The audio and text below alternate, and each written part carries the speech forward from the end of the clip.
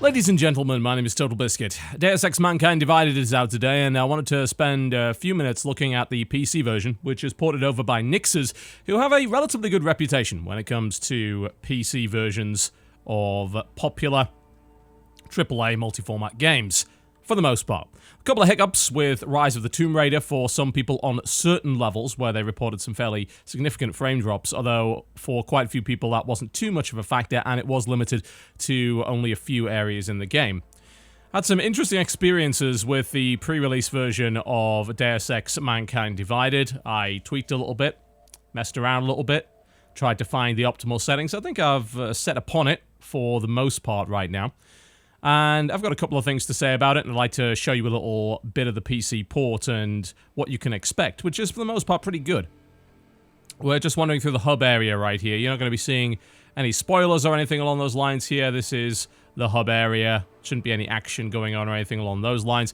You get to this hub area after completing the first level, which is a particle effect-ridden sandstorm sort of area, which is pretty cool and actually quite demanding as well.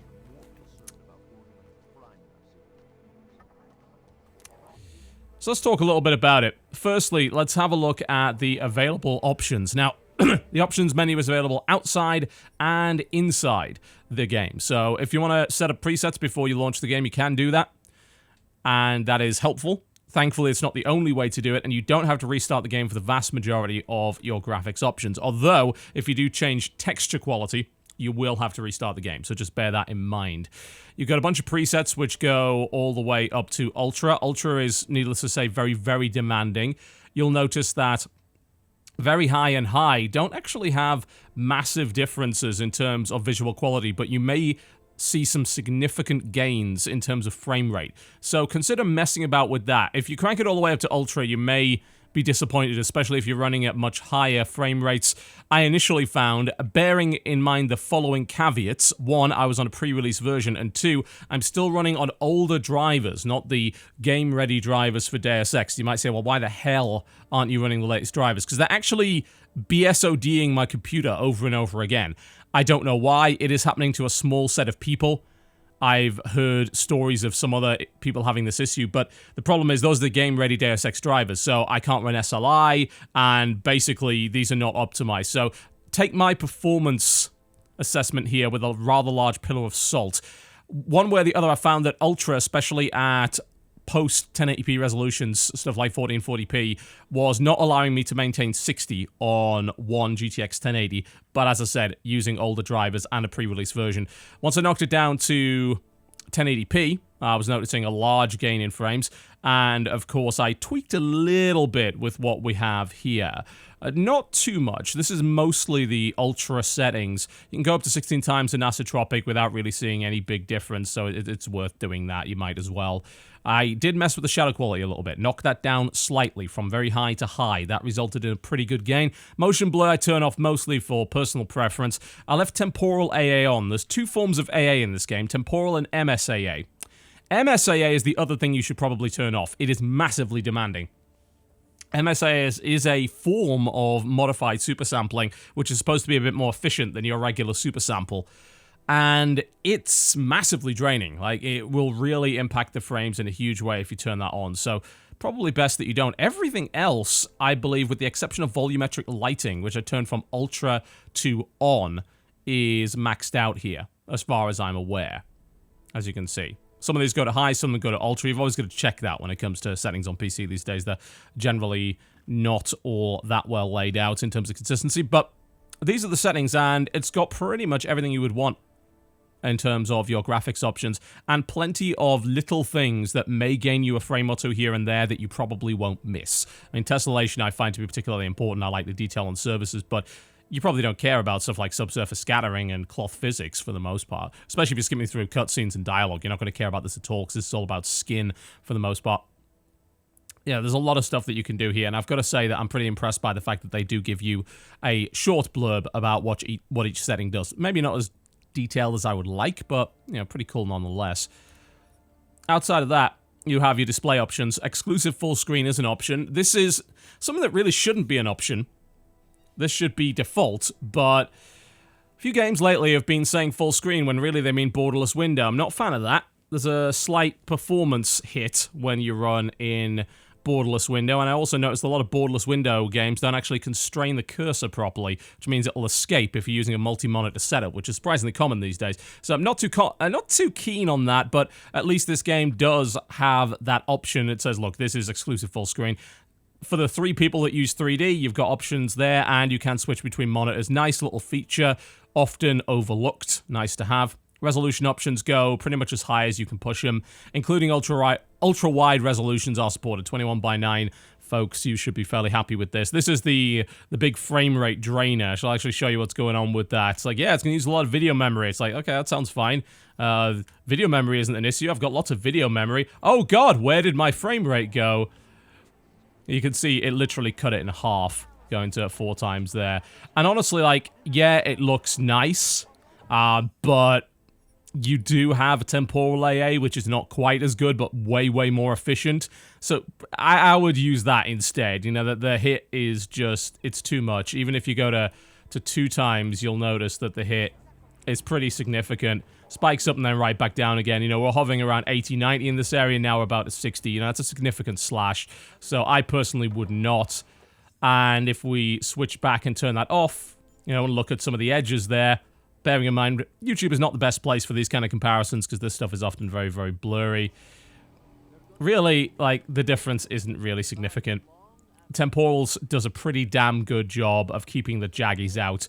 You don't really see any obvious ones here. Yeah, it blurs the image a little bit, but it's nowhere near as bad as FXAA, so I'll take it. You know, the performance difference is pretty clear. Although you will notice, you know, there is frame rate variance as you walk around these areas. I've actually noticed that in the game, that it can get a little stuttery. Frame times can be a little irregular from time to time, depending on where you're going. That was especially noticeable in the first level. When you went into any area with particle effects, you'd certainly notice a bit of chop here and there. But it's not too bad. Nothing to really worry yourself about. Pretty happy about the refresh rate options as well as VSync and field of view. Although, percentage-based field of view? That makes no sense. Like, at least it shows you directly what's going to happen when you zoom in and out. Although you will note, obviously, a kind of a frame rate hit. If we go down to 0% field of view, does that mean I'm blind or what? This is 0% field of view. So you definitely see, you know, there's a frame gain here, but nowhere near significant enough to justify having narrow field of view. So crank it up. There we go. Much better. It's not a big difference in performance. You probably want to keep it as high a field of view as possible. I settled on around 85%. Can we just have a number? Everyone's used to 90 FOV, 100 FOV, you know, let's just not. I am also very glad that it mentions mitigating motion sickness, because I imagine there's quite a few people that do get in-game motion sickness and don't know why. I'm not going to claim credit. I'm just going to say, been talking about this for a while, and it is important that people know. So, overall, this is pretty good, right? Yeah. And you got separate audio sliders, subtitles here and there. I'm not really sure why the switch is this. It looks like a bar, but it's actually a toggle. Just not to a button. Is that okay? Alright, whatever. Not a big deal. I would suggest turning down the mouse sensitivity. I found that the default mouse sensitivity was pretty damn high. Way too high. Made my character feel extremely floaty. So I knocked that down. It was about 50%, knocked down about 30. Felt good. And then you've got key bindings as well as redundant key bindings as well. Pretty much everything. Quick save, quick load. Yeah, good sign of a PC port. That's what we'd like to see. These are all great. It even has hotkeys for the hacking minigames and social games, so you don't even necessarily need those because that can be mouse controlled fully, but it's nice to have them anyway. Gamepad controls, various control schemes available. You can also use the Human Revolution control scheme if you wish. There's also a separate control scheme for the Breach sub-mode, which is available, which is kind of a little spin-off mode that's in this game.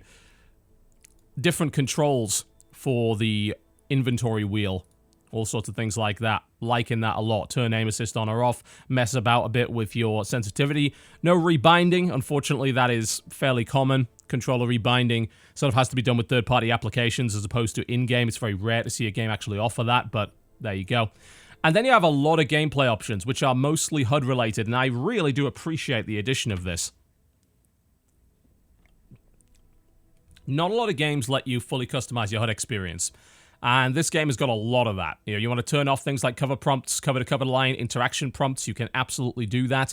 Hit confirmation can be turned on or off, so you don't want your little hit markers, MLG, horn, whatever it is. I don't know. Doritos, something along those lines. You can turn that off. You can turn the reticule off. You can turn off damage indicators. Pickup outline. This is a bit of a weird one, although I sort of understand why they did it this way. So you might remember that in the previous Deus Ex, there was like a neon orange outline around things that you could use and everything. That's gone now. It's been replaced by a white outline. Now, I actually turned that off, but if I turn that on, you'll see what I'm sort of talking about here, because there's a little problem with this. It doesn't just indicate the stuff that would be useful, it indicates freaking everything. Like this trash bin. Can I open it? No. No, but I can move it. It will show anything that you can move, which means that in rooms in particular, this can be horribly cluttered because there are huge numbers of movable objects. So I actually discovered later on, after getting some upgrades to my vision org, this was deliberate. It was designed so that if you want to find useful items in a room, you actually have to use your vision augmentation if you want to find them easier. So I personally would turn this off. Like, I don't think this is needed for the most part. It's fairly obvious as to what's pick upable and what is not, and if you're looking for hidden objects, then the org upgrades will be the way to do that. And in rooms which are full of movable boxes and stuff, I find this obnoxious. So I personally turned that off. Grenade warning radar, automatic inventory management is available there as well. So you can turn auto sort on and off if you want to play inventory Tetris. You're more than welcome to do that, which is welcome. And then, this is cool. There are certain elements of the HUD that you can have fade in and out when need be. For instance, you can have your health bar always off, always on, or with a timed fade out. So it will show when it's relevant, and then it will fade off the screen. So let's set them all to that and see just how clear the screen gets after a little while. You see the health bar down the bottom right there. And you see the inventory, everything like that. It's going to wander around a little bit. And there it goes. Much cleaner, right? We don't need that information right now. It keeps up what we need, the minimap, our objective indicators. That's great. But it gets rid of things that we don't. And that is a great little piece of functionality. I'm really happy that they put that in there. So that's great. Strongly recommend using that.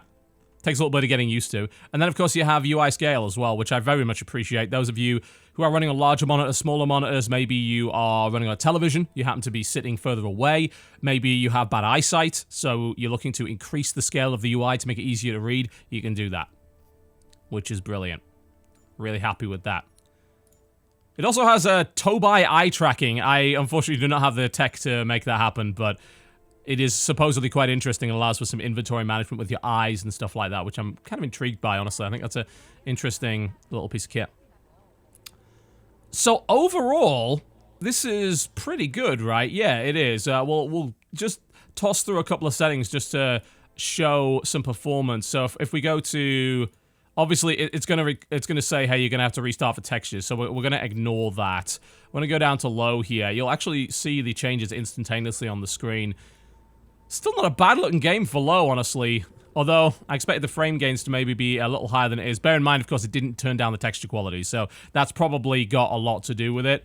Still not bad. Obviously, it really hammers the shadows, which completely ruins the aesthetic, as far as I'm concerned. Yeah, if we go back up to simply very high, then the game still looks great. Performance is pretty damn good for the most part. Nothing to really worry about. And this is on my broke-ass PC. Well, you will notice there's a dip there, and I believe that's got to do with volumetric lighting, that it probably turned on to Ultra, I believe. Nope, it's actually still on there. One way or the other, you might want to mess around with this. Of course, motion blur went on there, so we can turn that off. That'll give us a little bit of frame gain as well. And a clearer scene, so everyone's a winner, baby. So, my conclusion on this, based on a couple of hours of play with the pre-release version, bear in mind, of course, my PC is broke as hell right now. I'm getting a new one because this one is... I mean, it's about 3 years old, and I've beaten the hell out of it. Gotta say, some pretty nice texture quality as well, actually, for the most part. Some areas a little gnarly, but for the most part, actually quite nice. Nothing to really worry about there. Look a few windows, look a few walls. Foliage is quite nice and detailed as well. Anyway, bearing that in mind, I'm not even running the game-ready drivers. I'm actually pretty damn happy with the performance. It seems to have everything that I would want from a PC version. The restart for the texture quality is a little annoying, no doubt about that, but it is a minor complaint to an otherwise really well-fleshed-out PC port by a company that has reliably given well-fleshed-out PC ports. There are some options here that I'd like to see in other games, and there is obviously a good amount of respect paid to what is required to make a good PC version. Now, Deus Ex is quintessentially a PC game. I imagine a bad PC port for Deus Ex would cause riots. Probably not what you want, but this port certainly shows due diligence.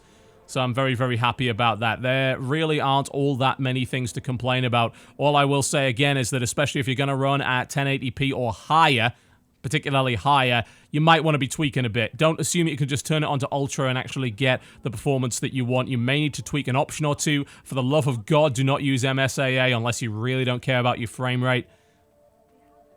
Otherwise, it runs pretty damn well from what I can tell, and it's doing that on my cursed PC, so hopefully that is a good indicator for you. I wouldn't take my performance complaints or performance assessments too seriously considering the state of my computer right now, but you can certainly look at those options and you can certainly take a gander at the customization that's available there, and I think that that will hopefully give you a good indication as to the quality of the port. Performance-wise, that's something you'll need to assess for yourself. And of course, bear in mind, you do have that 2-hour refund window. Just don't be afraid to tweak the settings a little bit. You can get a lot more juice out of it if you change just a couple of options. My name's been TotalBiscuit. Little look at the performance for Deus Ex Mankind Divided, currently available on PC. Thank you very much for watching. If you enjoyed the video, by all means, do feel free to click the like button. If not, the dislike button is right over there. And I'll see you next time.